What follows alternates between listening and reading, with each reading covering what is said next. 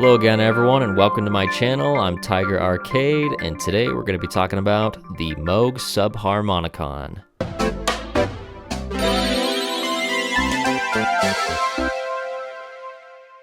Yes, the Moog Subharmonicon is on the topic for today, a highly divisive synthesizer that you either love or you hate.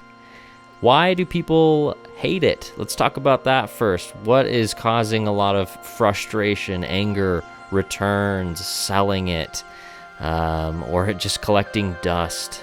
Well, essentially, a lot of people say that it just is difficult to use. What's difficult to use about it?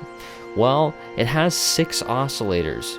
For starters, that's a lot of oscillators for a synthesizer within that price range. It goes for $699 US dollars, $699, and 6 oscillators is kind of crazy.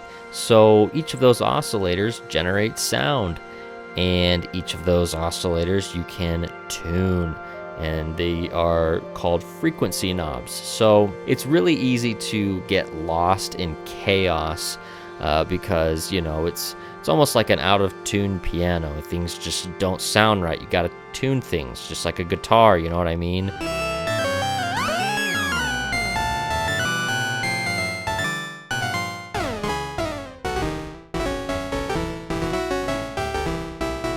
So you have to make sure that every single oscillator that's generating a sound is somewhere in harmony or, you know, in tune with the other ones.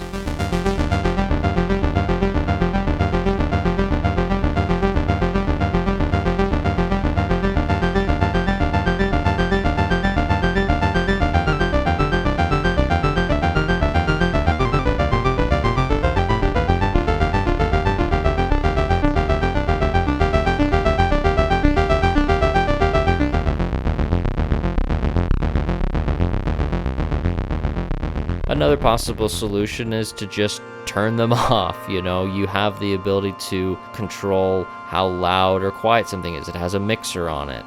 So if you are not satisfied with all of them, turn them down.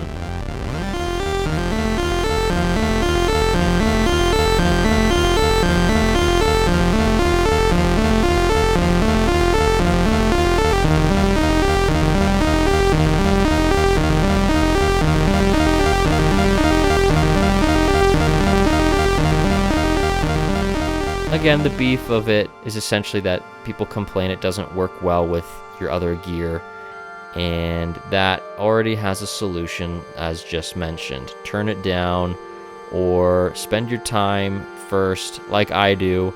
I like to fine-tune, make sure everything's just kind of in harmony and sync. If you're not satisfied, turn them down. Another big thing is I don't think it's a great synthesizer for beginners. That's because the Subharmonicon is probably the most unique of the Mother series.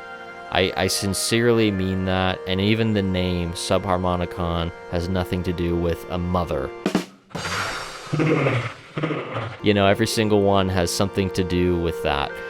It's the first one to kind of rebel. It's the rebellious synthesizer. You know, why is it called the Subharmonicon? Well, it's based on a really old synthesizer that someone created called the Rhythmicon. This synth was inspired from that original synthesizer. It is something unique that isn't done much in the synthesizer world, and that's playing with polyrhythms. That's also another thing, is a lot of people like to be more in control of their sequences, and so as it's sequencing, it just kind of can go a little crazy. Now there's another solution for that too. You know, you can fine tweak and sync with your other gear and just kind of twist it until it seems to really hit a rhythm that works for you.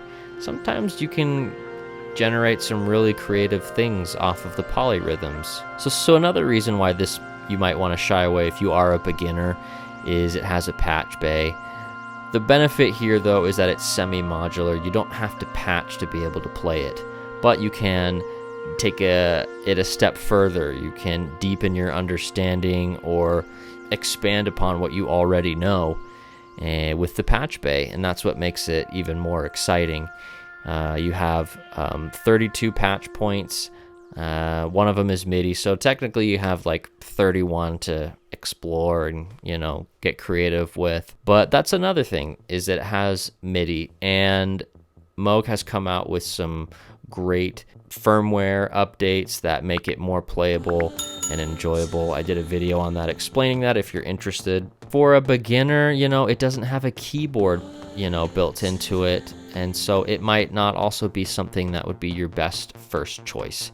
I think it would be a great choice if you already have other synthesizers, if you already have other Moog gear, other semi-modulars, or if you just want to mess around with something on its own, by all means. The reason why I'm saying is that I'm not recommending it to a beginner, again, is because it can kind of seem a little overwhelming at first. So that's just something to take into consideration. I honestly think the Moog Subharmonicon is the best value, the best bang for your buck out of all of the other Moog Euro racks. You have to consider everything that you're getting on it and what you're able to do with it for that price point.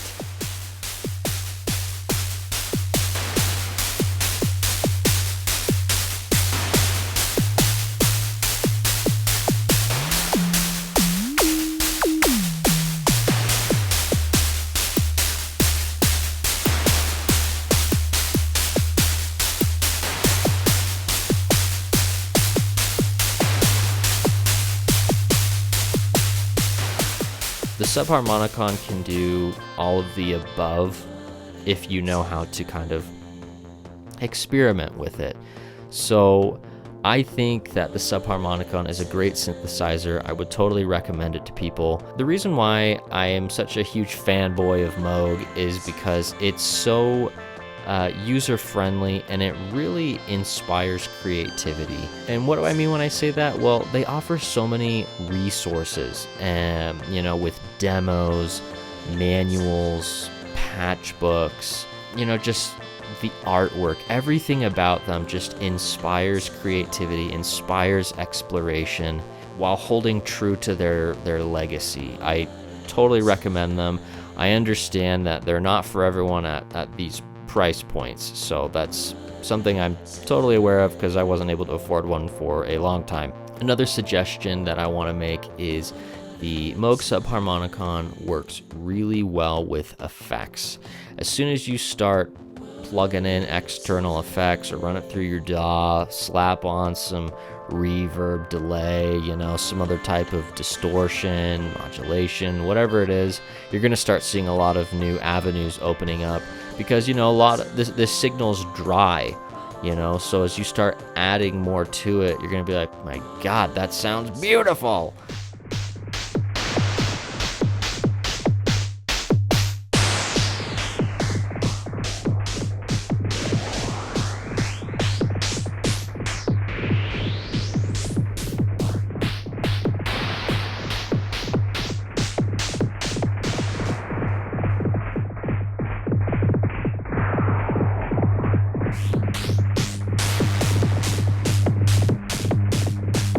So try exploring with effects if you haven't already, and try pairing it up with your other gear, but make sure that you clock sync it or you sync things to it, and then you'll start discovering new things. My final piece of advice for you guys is the Moog Subharmonicon is part of the mother line, so treat your mother well, treat your mother with respect. Take your time to listen to her and understand her. And in all honesty, guys, take your time with the Subharmonicon. Don't be so quick to judge. It was at first my least favorite when I purchased the Sound Studio 3, but now it's my favorite one out of all of them. So that's just my opinion. So in conclusion, I think that the Moog Subharmonicon is a highly misunderstood synthesizer, and it's more for people who have patience and want to, be more on the experimental side, exploration side of things. I think it's perfect for those types of individuals. Anyways, guys, Love to hear what you think about the Moog Subharmonicon. Questions, comments, whatever it is. Thanks for watching, and we'll see you guys next time. Peace.